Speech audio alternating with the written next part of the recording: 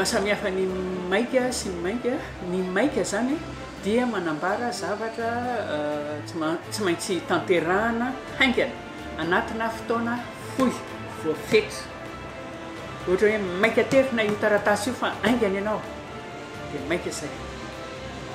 Fa raha ianao no mbola milasilasa eo vao mainka ane tary hitanao zao le mainka tsy manambara hadodonana intsony, tsy manambara hamehana intsony, fa mora fantatra izy raha vao misy vao mialohan'ny lay teny dia mainka le izy.